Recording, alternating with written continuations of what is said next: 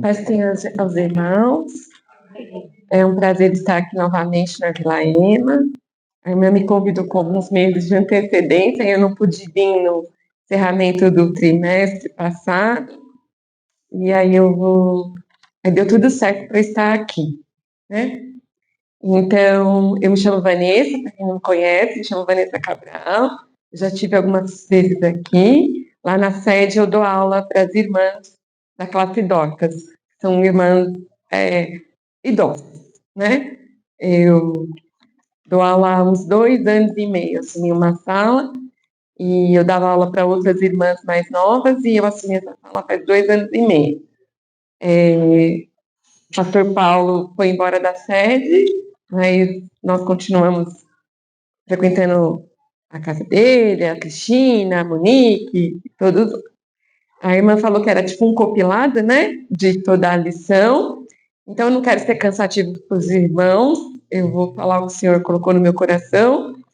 E aí a gente está estudando, a gente vai passar um pouquinho na lição de hoje, mas a gente vai fazer um pouquinho do que foi esse trimestre, tá? Só não vou dar o último, porque senão não vai ficar legal, tá bom? Então vamos lá. Nós estudamos hoje, nesse trimestre, o verbo se fez carne. E no trimestre passado nós tivemos uma aula sobre a defesa da fé, sobre a encarnação do verbo, né? Jesus encarnou, ele é a palavra, logos, né? Ele é a palavra encarnada. Ele é o que estava antes da criação do mundo e veio na plenitude dos tempos e encarnou para que nós pudéssemos ter. Então, assim, aí eu não queria cansar os irmãos repetindo as mesmas coisas, mas o Evangelho de João é um evangelho específico. Ele é diferente dos outros evangelhos que são considerados sinóticos, né? Então, a gente tem nos evangelhos sinóticos, Mateus, Marcos e Lucas, a gente tem como se fossem várias visões do mesmo assunto, né? Como se o irmão que estivesse lá no fundo tivesse uma leitura e eu que estou aqui na frente tenho outra visão. Mas eles se completam entre os três. João tem uma proposta diferente, né? De apresentar. Ele apresenta Jesus como Filho de Deus, o Filho encarnado, né? Cristo é revelado, eu vou falar isso depois, como esse evangelho é revelado 7 sinais, 7 sermões e 7 declarações que eu sou. Sou o pão da vida, sou o caminho, a verdade e a vida. Então, o propósito de João é para que vocês creiam que Jesus Cristo é o Filho de Deus, crendo, tenham vida em seu nome. Aí se diferencia dos outros evangelhos ao se focalizar menos nos eventos e mais nos temas. É tido como o evangelho da vida. O evangelho da vida vivida de Jesus, né? João é o evangelho da vida vivida, da vida cotidiana de Jesus. Então, data, alguns dizem de 80 a 95, que João escreve, e é o último evangelho escrito. E aí, nós temos algumas peculiaridades de João. João foi o apóstolo que não morreu de martírio, mas nem por isso ele menos sofreu. Né? Porque as pessoas acham que porque ele não morreu de martírio como os outros, como Pedro, ele menos sofreu. E não, ele sofreu, ele foi levado. Eu sempre falo para as irmãs lá da série que Patmos não era um resort. Não era um resort, não era um lugar confortável, mas ele foi levado lá para que fosse dada a revelação. E uma das coisas que a gente escreve lá em João 13, 23, ele tem uma declaração que é muito importante. E é nesses pequenos versículos que eu vou me ater aqui. João 13, 23. A minha versão é um pouco diferente, mas fala assim. Ora, achava-se reclinado sobre... João falando dele mesmo. Ora, achava-se reclinado sobre o peito de Jesus um de seus discípulos, a quem a Jesus amava. Essa é uma característica de João. Ele tinha uma identidade firmada no amor de Cristo, né? Ele sabia quem ele era em Cristo. Tanto que isso acontece depois eles acabam discutindo quem era o maior, quem era o menor, tudo mais. Mas uma característica específica do livro de João e da vida de João, ele era o discípulo a quem Deus amava. E nós, como cristãos, nós temos que ter essa identidade firmada em Cristo, que nós somos amados e eleitos em Cristo Jesus. Porque muitos cristãos hoje não têm a dimensão desse amor e desse valor. E por isso se atentam a achar as armadilhas de Satanás mais interessantes. Porque eles não conhecem esse profundo amor arraigado como João conhecia. Ele é conhecido como apóstolo do amor, né? Então ele tinha esse amor por Jesus e ele recebia esse amor de Jesus tão arraigado nele que essa identidade dele estava nele. Então muitas vezes a gente não tem essa identidade em Cristo Jesus. A gente acha que não é amado, a gente acha que Jesus esqueceu da gente, mas não, Jesus nos ama. E essa verdade tem que estar no nosso coração. Ele nos ama. Segundo a tradição cristã, isso não é segundo alguns relatos, João foi colocado dentro de uma bacia de óleo quente. Apesar disso ser uma tradição, a Bíblia não diz isso, né? Mas segundo a tradição cristã, que são relatos e todos os documentos, acredita-se que sim, mas isso não é nós não temos como afirmar isso de forma categórica. Mas, apesar de todas essas dificuldades que ele teve na vida, ele era uma pessoa que tinha uma identidade em Cristo Jesus. E é isso que eu quero deixar para os irmãos. O Evangelho de João era um apóstolo que tinha uma identidade firmada de Jesus. Então, eu quero que você volte para sua casa sabendo que Jesus o ama, né? Apesar das nossas dificuldades, apesar das nossas dores, apesar das nossas debilidades. Os apóstolos, eu gosto principalmente do Evangelho de João, porque não nega nenhum tipo de debilidade que eles tinham, né? Eles brigaram depois de um grande evento, eles tinham problemas de fé. Então, muitas vezes a gente está que nem aquele pai do moço que era endemoniado. Senhor, está acontecendo um milagre, mas ajuda na minha incredulidade.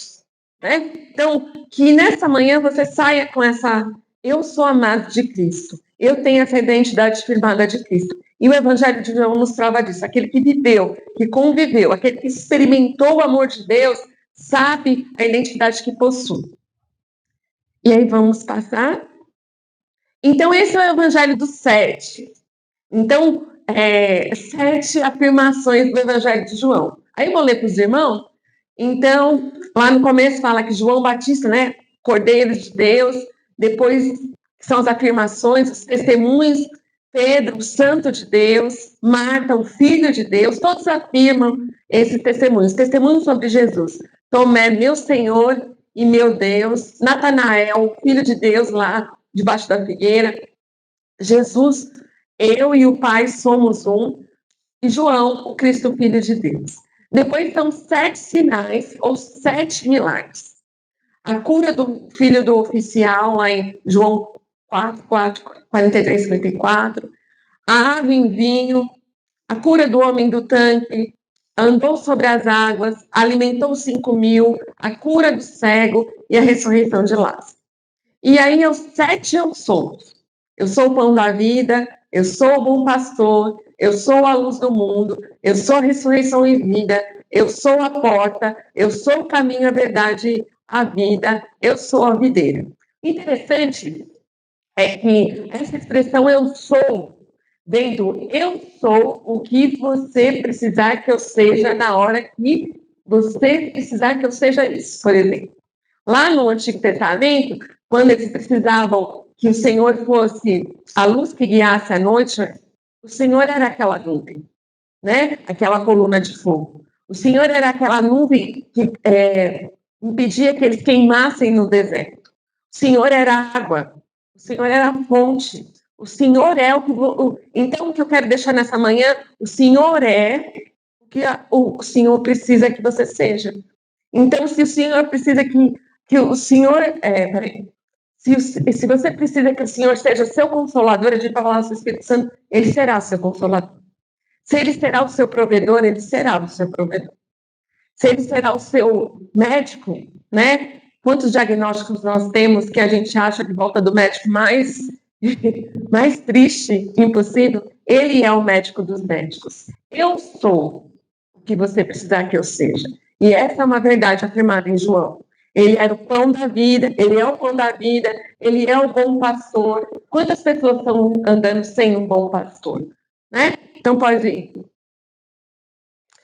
O Evangelho de João é o Evangelho dos diálogos. Né? Nós temos 2 diálogos importantes lá no capítulo 4.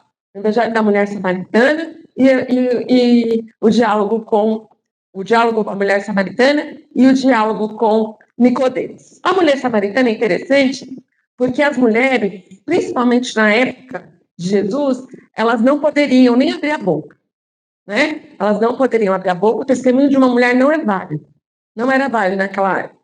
Por isso é tão interessante na ressurreição de Cristo, quando Maria vai falar e Jesus volta, né? Ela vai lá contar que ele tinha ressuscitado e eles voltam, e aquela confusão no começo, e aí Jesus repreende. Por que vocês não acreditaram nela?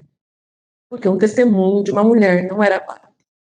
Né? E Jesus vai conversar. Então, essa mulher, os irmãos conhecem essa história, essa mulher vai ao poço ao meio-dia, porque provavelmente ela era difamada, então ela vai num lugar, ela vai num horário que ninguém ia, e com água um pouco, com sol escaldante, mas ela não ia encontrar ninguém. E lá ela encontrou a água da vida. Né? Então, Jesus restaura o papel da mulher. Nesse episódio de Maria, na ressurreição. Porque ele dá fé e aparece as mulheres. Isso é muito interessante. Ele aparece as mulheres, porque elas prepararam toda a ornamentação para o corpo, né? Depois elas passam o sábado lá chorando, mas no domingo de manhã Jesus aparece uma mulher. Então, se alguém falar que a Bíblia é machista, não é verdade. Jesus restaura o papel da mulher. Né? E lá ele encontra e ele fala e ele dá ele sacia a sede dela e ela se torna uma grande pecadora, tudo, né? E aí a gente tem um diálogo com Nicodemos. Não explica-se porque foi à noite, talvez ele tivesse algumas indagações pessoais, ele era uma pessoa importante, mas a Bíblia só fala que foi à noite. E ele vai tirar as suas dúvidas. Então, uma das coisas que o Senhor não nos... como é o nome daquilo? Jesus não fica espantado com as nossas dúvidas, com os nossos questionamentos, com as nossas indagações e perturbações da nossa mente. Ele está sempre dizendo, isso acontece tanto com Nicodemos quanto com Tomé. Jesus não condena, vai lá dizer, nossa, você devia ter feito isso. Não, não. Jesus não tem medo das nossas dúvidas. Ele está pronto a responder. Então, nós, em Nicodemos, vai falar sobre o novo nascimento, sobre a regeneração, sobre só o que Deus pode fazer numa vida regenerada. A justificação, quando nós tornamos justos no ato da salvação, quando a culpa foi... quando nós nos tornamos justos, a culpa foi absolvida e tudo mais, é um ato de fora para dentro, mas a regeneração é de dentro para fora. Né? Então, nós precisamos de crentes regenerados, né? Crentes que tenham uma nova vida. O dom é dado, mas o fruto é criado em nós. Né? Então, o fruto do Espírito é criado em nós. Então, a gente não pode dizer que tem mais de um fruto e menos do outro. Eu sou super balizada no amor, mas eu tenho pouca bondade.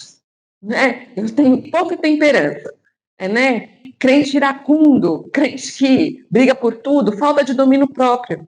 E o domínio próprio é tão amplo, ele é tão amplo que vai desde a nossa modo de agir quanto o modo de comer, né? Porque a glutonaria é um pecado. Né? Então, o domínio próprio permeia várias áreas da nossa vida que a gente nem imagina. Então, quanto mais parecemos com Cristo, mais frutos do Espírito nós devemos ter. Porque os frutos são o que as pessoas veem em você. Esses são os frutos. E os frutos são para as outras pessoas. Porque alguém vai desfrutar da sua bondade, daquilo que foi gerado em você. E daquilo que você pode ofertar. Porque a gente só dá o que tem. A gente não dá o que a gente não tem. A gente consegue por um pouco tempo. Mas a gente só dá o que a gente tem dentro da gente. Então, quando a gente é espremido, quando a gente, para sair a oliva, para sair o melhor vinho, a gente só vai dar o que tem. E o processo de Jesus é pedagógico, Porque se você não conseguiu, por exemplo, se você não conseguiu um melhor azeite, a gente vai espremer de novo e vai ter outra situação para que você tenha esse azeite, para que você tenha esse bom vinho, né? Então lembre-se sempre, o fruto é criado e cabe a você pedir ao Espírito Santo de Deus para que consiga fazer isso. Senhor, a gente não pede por paciência, né? Óbvio, mas Senhor, me dá paciência, me dá bondade, me faz olhar com os seus olhos. Né? E o bom pastor dá a vida pelas suas ovelhas. E o Senhor deu a vida pelas suas ovelhas. Então, nós devemos ouvir a voz do bom pastor, né? Porque nós somos muitas vezes ovelhas rebeldes. O Senhor está dizendo para a gente não ir para determinado lugar e a gente quer ir. Porque nós somos, a ovelha, uma das características da ovelha, ela não enxerga bem. Né? Então você não sabe qual é o caminho, mas todo mundo está dizendo para você que esse caminho não é o ideal, mas você, na sua teimosia, está achando que sim, né? Então, o que acontece? Aí se estrambelha lá na frente, aí depois volta chorando, volta para o pastor para cuidar, né? E ele tem que tirar os galhos, tem que tirar como chama, os bichos que tinham. Então, todo não de Deus, inclusive o não de Deus, é um não em amor. Não é que ele quer nos conduzir a gente muitas vezes acha, todo mundo está fazendo, né? E eu não. O não de Deus, ele é um não em amor. Se Deus está dizendo para você que não é para fazer, não faça. Porque lá as consequências, talvez, minutos de felicidade podem custar anos de sofrimento. Então, se Deus está dizendo não para você, não faça, não vá, não siga adiante, não compre, não faça, porque talvez essa pequena felicidade trará anos de sofrimento. E depois são anos para cuidar, são anos para reverter uma situação que você poderia ter feito lá na frente, ao respeitado a voz do pastor. Hein? Lázaro. Lázaro é um sinal, uma das 3 ressurreições que nós temos na Bíblia. Nós temos a viúva de Naim, Lázaro e a filha de Jairo. Né? Ressurreições, que a gente está falando sobre a ressurreição hoje, mas ressurreições que são finitas. Todos eles foram ressuscitados, mas eles morreram. Mas no relato de Lázaro, muitas vezes nós nos encontramos como aquelas irmãs. Por que você demora para fazer o que você tem que fazer? Você disse que ia vir, você disse que ia fazer, né? E aí, de repente, Jesus demora, e o texto relata mais ou menos que parece que foi de propósito, ele não vai na medida que elas esperam. E muitas vezes nós nos encontramos assim, Jesus, o Senhor não vem, o Senhor prometeu, o Senhor disse que viria, o Senhor disse que curaria, o Senhor disse que ia mudar a situação e está ficando pior, está apodrecendo. E até então que morre. Aí nós somos que nem elas. Nem precisa vir. Já morreu. Se o Senhor estivesse aqui, não nada disso. Se o Senhor tivesse me atendido na hora que eu queria, isso não tinha acontecido. Né? E muitas vezes nós estamos assim, Senhor, eu nem oro mais, né? Porque o relato mostra que uma saiu e a outra ficou. Porque a outra, acho que estava tão, Marta, né? Estava tão, nem vou sair, nem, não precisa.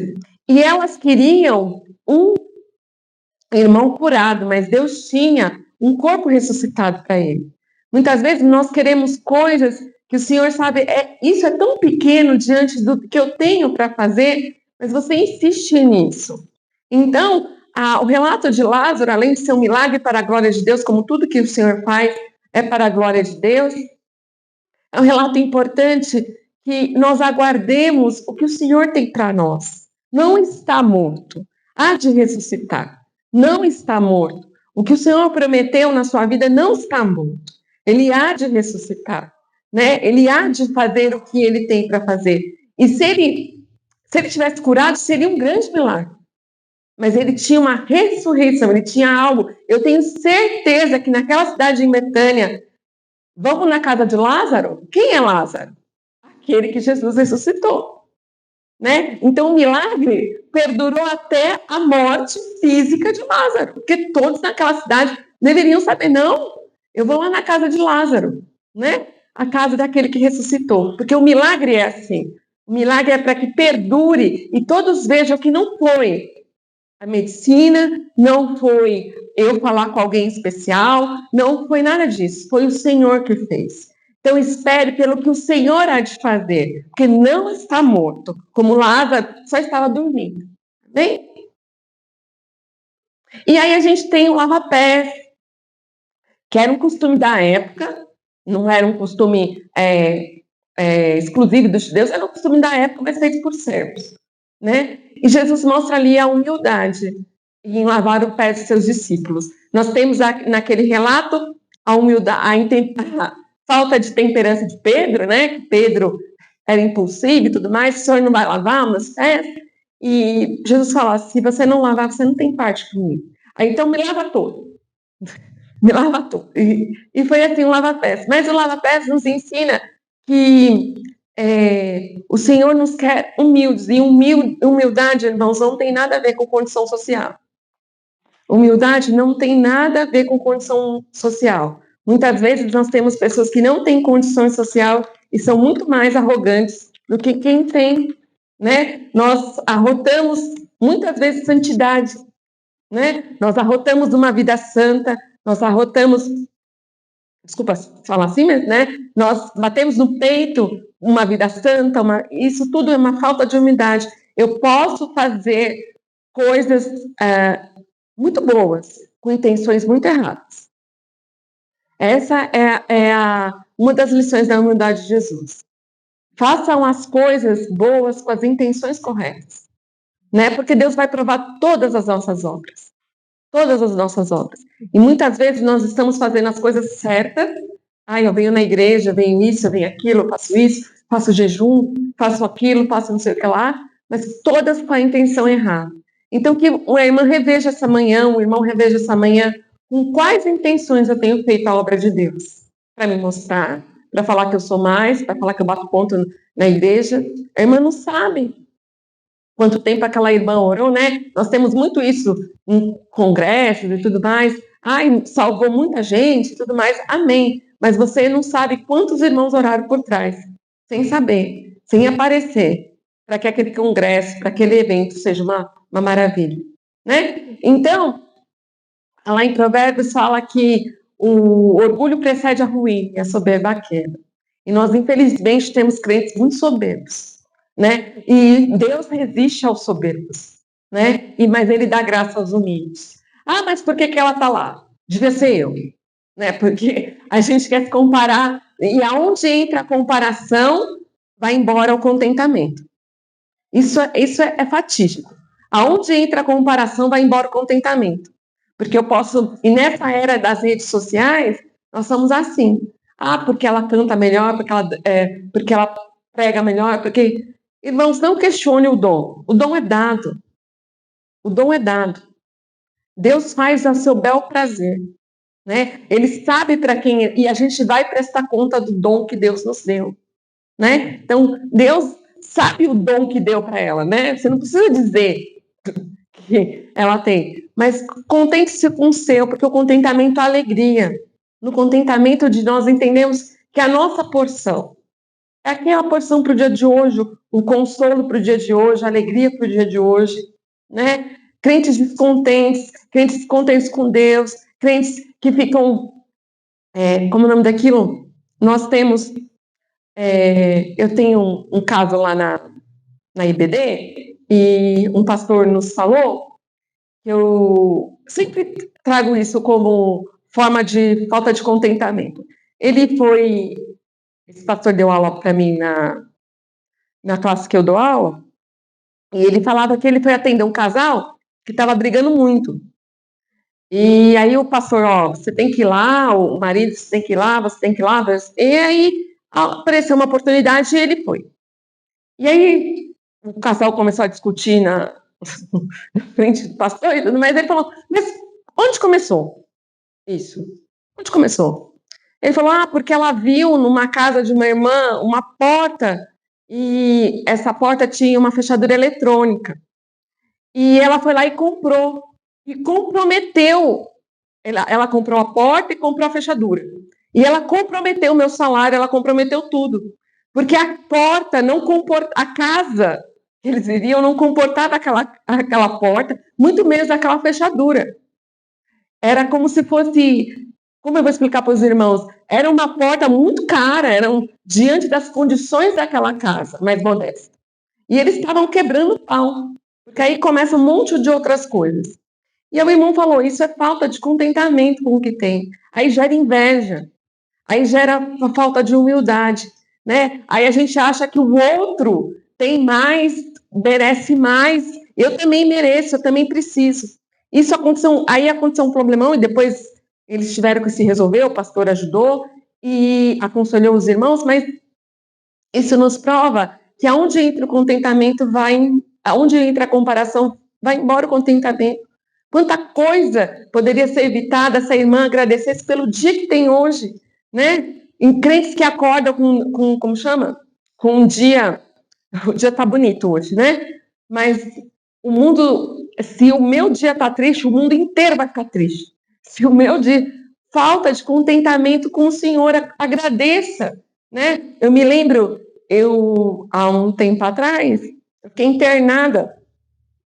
E uma das coisas que eu mais tirei daquela internação, eu tirei a tireoide, e eu tirei a tireoide completa, e uma das coisas que eu mais, das lições que o Senhor me deu naquela noite, foi que eu não conseguia levantar o meu braço, eu estava com um negócio aqui, para caso de alguma emergência, né? Então tinha que apertar uma sirene.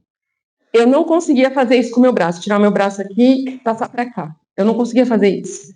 Porque eu queria pegar, tocar a sirene para a enfermeira desligar a luz. Porque eu não estava conseguindo dormir com a luz ligada. Porque eu estava numa enfermaria e eu não conseguia. E esse ato de pegar isso e fazer assim, para apertar, eu não consegui fazer. Então nós somos a gente é um vapor, como diz Tiago.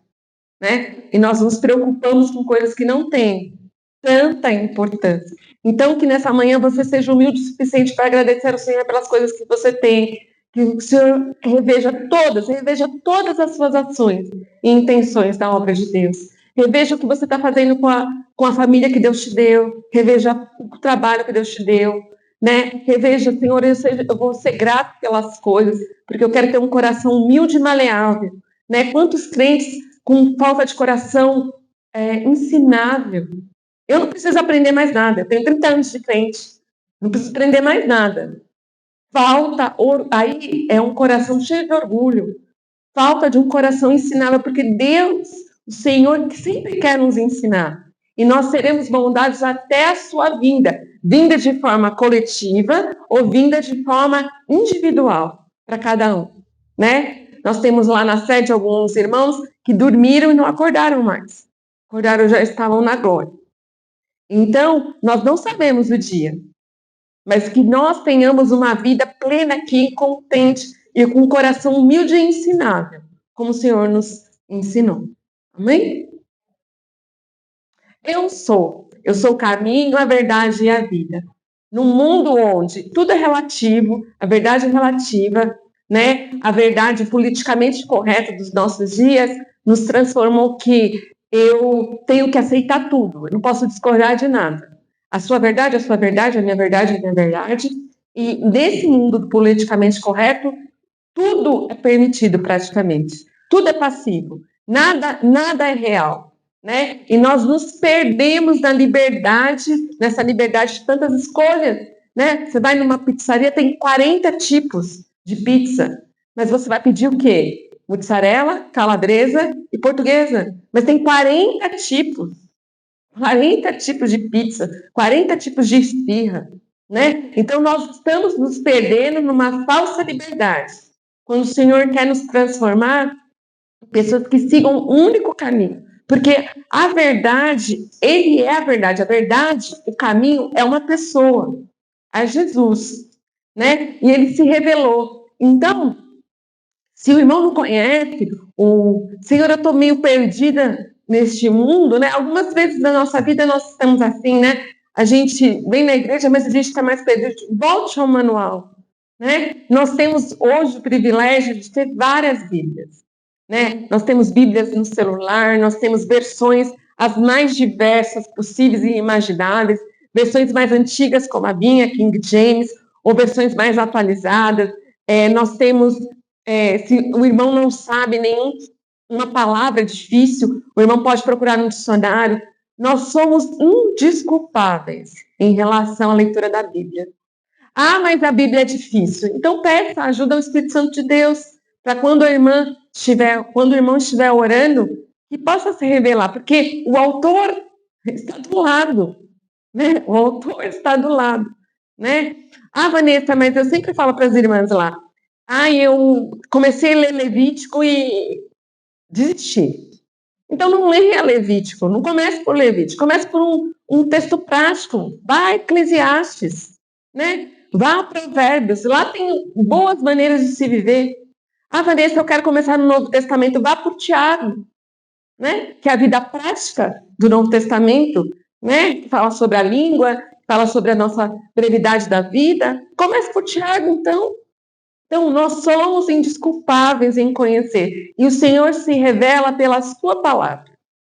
Nós somos pentecostais, nós acreditamos na continuidade dos dons, mas nós não podemos viver baseados em profecias, baseados em sonhos, em revelações. A palavra está aí.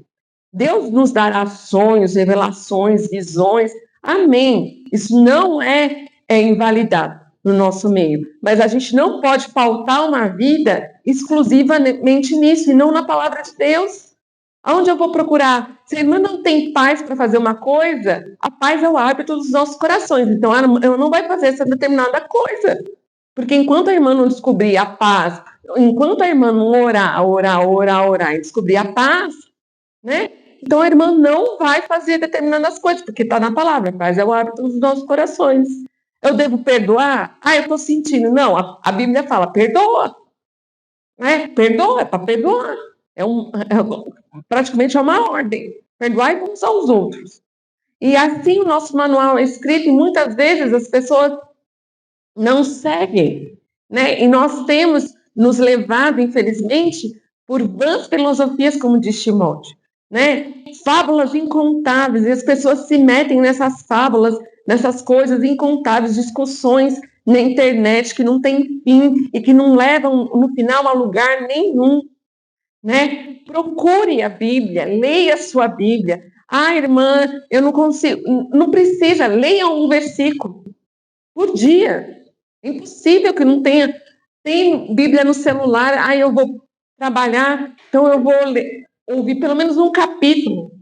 Mas creia que nesse dia a irmã vai ser abençoada, né? Então a gente tem que começar, porque assim se cria um hábito, né? Eu tenho vontade de orar? Não, então eu vou orar. Porque a vontade vai vir. Se eu ajoelhar, a vontade vai vir. Não tenho vontade de orar, porque orar é difícil. Orar exige tempo. Então, assim, eu tenho vontade de orar? Não, mas eu vou orar. Porque a vontade vai vir. E aí a irmã vai ver. E o irmão vai ver que aquilo vai se tornando um hábito. E ali você vai tendo um encontro. E é incrível como Deus nos chama para esse encontro.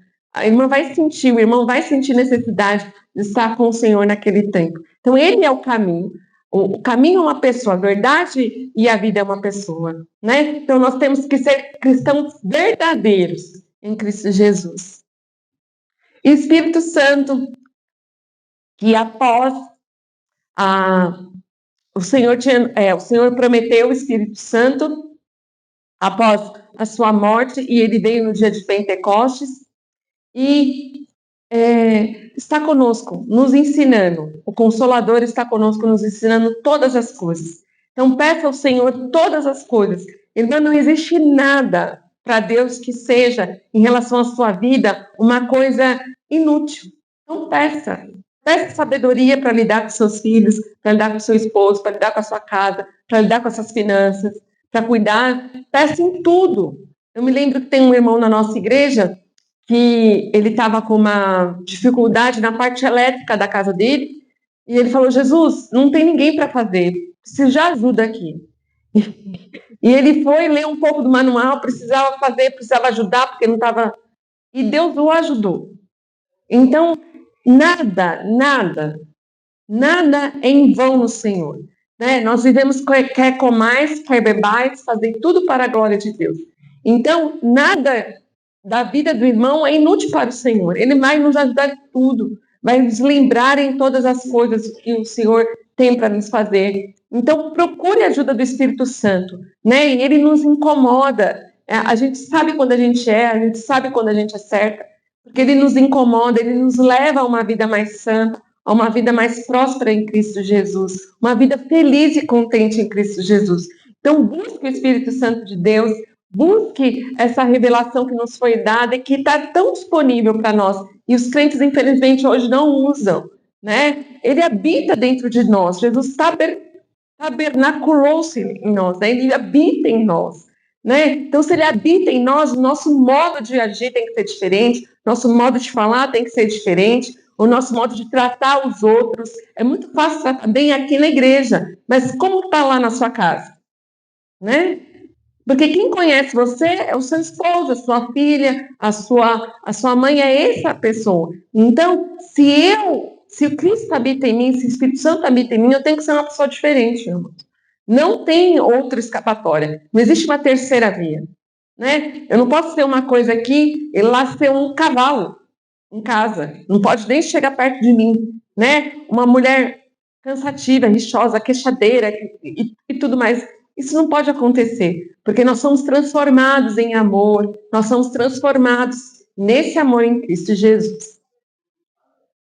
A intercessão de Jesus, Jesus orou, né? A importância e a relevância da oração. Jesus orou por ele mesmo, para que Deus desse a graça plena, para ele cumprir tudo que ele tinha para cumprir na cruz. Orou pelos seus discípulos, porque a oração deles valia, porque depois deles espalharam o evangelho no mundo antigo que eles conheciam, e nós conhecemos o evangelho porque aqueles homens foram cheios de Espírito e levaram o evangelho a todos os confins da época, eles conseguiram levar e chegar até Paulo, e depois Paulo conseguiu fazer toda praticamente a Ásia Menor e a Europa, que nós conhecemos hoje, que na época não tinha determinado esse nome, e orou por nós. Jesus orou. Então nós temos que orar.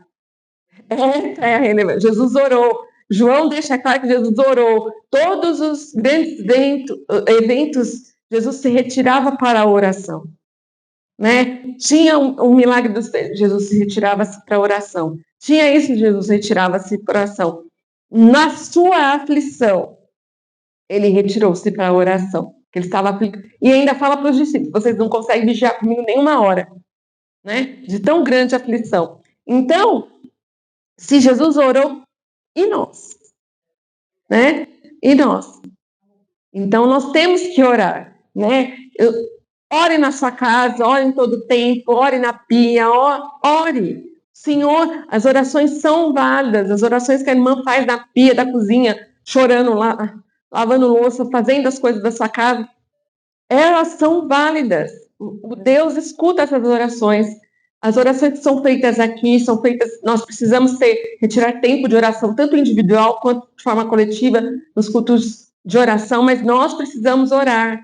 Não há nada que Deus não se mova através da oração. Talvez você está querendo na força do seu braço, mas ninguém muda ninguém. Né? Quem vai mudar o coração, quem vai colocar alguma coisa que exija mudança é o Senhor, não é você. E muitas vezes a gente está na força do seu braço e a gente recorre à oração quando já não tem mais jeito. Agora é só orando, porque eu já fiz de tudo. Sendo que era o primeiro recurso que você tinha que usar. O primeiro recurso era a oração. Senhor, me dá estratégia para lidar com isso, me dá estratégia para eu poder lidar com os meus filhos, essa demanda que eu não consigo suprir. Senhor, me dá estratégia, Senhor, me colocar toda a nossa ansiedade diante de Cristo, né? Crentes ansiosos com o futuro. Uma das características da mulher de Provérbios, ela ri do futuro.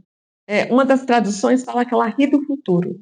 Por que ela ri do futuro? Porque ela tem um presente consciente na oração. Ela sabe que o Senhor cuida. E porque o Senhor cuida, o coração não fica ansioso. Por isso que ela ri do futuro nas traduções. Então nós temos que ser assim. Não existe nada que não possa ser levado na oração. Né? Senhor, e orações verdadeiras, irmãos. Senhor, eu já fiz essa oração, né? Eu tô com raiva, eu estou com ódio. E eu não posso dormir com esse ódio, eu não posso dormir com essa raiva. Então o Senhor vem aqui me ajudar. Porque senão eu vou dormir com esse ódio, eu vou dormir com essa ira que eu vou dormir, eu não consigo, né, lidar com essa pessoa, não consigo, não adianta, não consigo lidar com ela. Então o Senhor me ajuda. Orações verdadeiras, né? Porque não adianta nada ficar escondido diante de Deus. E muitas vezes a gente quer esconder a nossa tristeza, a nossa falta de amor. Então, Senhor, eu não estou conseguindo amar essa pessoa, então me ajuda. Né? Porque a gente tem que concordar que tem pessoas que são mais fáceis de amar. Né? Tem outras que a gente tem que aprender a amar. Mas a ordenança é amar uns aos outros. Né? Então, que o Senhor nos ajude na intercessão uns pelos outros. Né? Então, quando alguém chegar para o irmão, ora por mim, leve a sério. Leve a sério. Porque orai uns pelos outros. Porque é válido. Né? Eu me lembro que teve uma época que eu estava muito doente, teve uma irmã que eu nem sabia. Ela falou assim, eu estava num dia muito triste, ela falou, tenho orado tanto por você, e aquilo me consolou tanto, porque eu não tinha nem assim, um contato com ela, no sentido mais presente, de frequentar a casa, não. Mas aquilo confortou meu coração, e aquela foi minha porção para aquele dia. Então, orai uns pelos outros, leve a sério quando alguém pede oração, leve a sério, coloque-se diante daquela pessoa, porque a intercessão nos faz mais empáticos. Empatia é colocar-se no lugar do outro. Né? Se o irmão tivesse aquele problema, como o irmão reagiria? O irmão gostaria que alguém orasse por isso. Né? Um familiar doente, uma doença incurável, uma falta de emprego. Então, ore um pelos outros e olhe pelas suas lamentações. O pecado é murmurar, mas o pecado não é se lamentar. Né? Muitas vezes nós estamos que nem Jeremias. A gente escreve quase um livro. Ele escreveu um livro, As Lamentações de Jeremias. Né? Porque a gente olha para a situação e não vê, mas ele fala assim, nossa, eu quero trazer à memória aquilo que me dá esperança, diante de todo o caos e a catástrofe. Eu quero que o Senhor me lembre daquilo que o Senhor já fez, porque o Senhor há de fazer novamente. E isso acontece na oração. Né? Você tem que fazer que nem Neemias, que sentou, chorou, mas levantou-se. Ele sentou, chorou, ouviu a situação, as coisas estavam acontecendo, mas levantou-se e foi fazer o que tinha que ser feito. Então, muitas vezes a gente está assim, a gente ora, chora, levanta e vai fazer o que tem que ser feito. Amém? E o julgamento é a ressurreição, que é a lição de hoje. Né? Então, é uma passagem muito conhecida do julgamento de Jesus, as suas últimas 24 horas, ele foi preso, foi levado ao sumo sacerdote, Ainás, depois foi levado a Caifás, depois foi levado a Pilatos, e eu não quero cansá-los. Então, a dor e a aflição de Cristo nos faz relembrar que a graça que o Senhor nos concedeu custou a vida de Jesus. Né? Custou. A graça não foi dada de graça no sentido que não custou nada. Custou a vida de Jesus. Né? As mãos e os pés foram pregados, a dor intensa, o estresse, devido às chicotadas, a carne recobria as costelas dele, foi arrancada, como diz lá em Salmo 22:17. Todos os ossos e articulações de Jesus saíram do lugar, devido à violência com que foi açoitado, que foi coroado com uma coroa de espinhos, estava com sede e lhe deram uma esponja de vinagre. No costume romano, a esponja de vinagre era usada nos banheiros públicos. A gente pode considerar que talvez não tinha sido usada, né? Foi uma esponja nova, mas aquilo era um significado de humilhação, porque aquilo era usado no banheiro. Então, eles se limpavam, os banheiros, na época romana, as pessoas se limpavam e depois usavam, porque o vinagre, até hoje, é um séptico é interessante, né? Se as irmãs misturarem com bicarbonato, se torna um bom alvejante. Então, por mais que seja uma esponja nova, um vinagre novo, aquilo foi uma humilhação.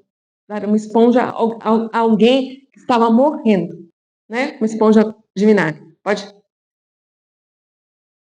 E aí os ossos foram desconjuntados, né? A violência com que ele foi colocado na cruz deslocou seus ombros. Para poderem pregar os pés nas cruzes, os soldados de forma violenta e brutal pressionaram os calcanhares dele ao ponto de deslocar os ossos dos calcanhares. A posição que ele estava causou deslocamento dos quadris e das articulações dos joelhos devido ao peso do corpo. Apesar de tudo isso, o osso dele não foi quebrado, nenhum osso foi quebrado, né? Para que se cumprisse o que tinha feito. Mas a gente tem que entender que foram dores.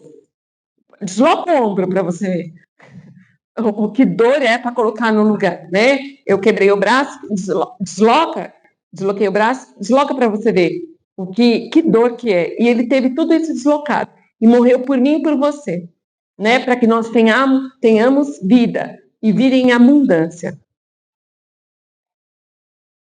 E lá, como o irmão falou, né? Paulo vai nos dizer: se Cristo não ressuscitou, logo é vã a nossa pregação e também vã a nossa fé. Então, a suma do Novo Testamento, a suma da fé cristã é que Cristo ressuscitou. E por isso nós estamos aqui. Porque ele ressuscitou de forma definitiva. Ele venceu a morte. Aqueles que ele ressuscitou voltaram a morrer, né? Eles voltaram a morrer. Mas Cristo ressuscitou, ele venceu a morte. E por isso nós venceremos. Amém? Então, que isso seja o motivo da sua alegria. Né? Cristo ressuscitou. Quando aquelas mulheres foram chorando ao túmulo, dizendo: aonde está? Né? Elas reconheceram a voz do Mestre. Né? Elas reconheceram que Jesus tinha ressuscitado e foram contar. E Jesus ressuscitou dentre os mortos para que ele morreu a nossa morte, como diz aquele corinho, para que nós tenhamos vida e vida em abundância. Né? E João, o apóstolo do amor, nos diz isso, que ele ressuscitou para que nós tenhamos vida, vida e amor. Então nós estudamos esse trimestre inteiro Cristo como Filho de Deus, um apóstolo identificado no amor de Deus, um apóstolo que tinha uma identidade, que presenciou muitos milagres e que, apesar de não ter uma morte física, no sentido de martírio, sofreu como bom soldado de Cristo, todas as aflições que ele tinha para sofrer, morreu em Patmos, mas teve uma revelação. Então, tudo que nós fazemos no Senhor não é em vão, irmãos, não é em vão. Não, Cristo ressuscitou, por isso que nós estamos aqui e que nós tenhamos uma vida coerente com aquele que eu poderia ter trazido muito mais coisas, né, sobre a morte, mas os irmãos sabem a história, os irmãos sabem sobre os julgamentos, ele foi julgado de madrugada e não era um costume julgar de madrugada no Sinédrio, então foi feito tudo para que ele pudesse ser realmente considerado culpado e ele se tornou o vitupério, né, ele fez o sacrifício vicário, ele tomou o nosso lugar para que nós tenhamos vida. Amém? E assim eu encerro.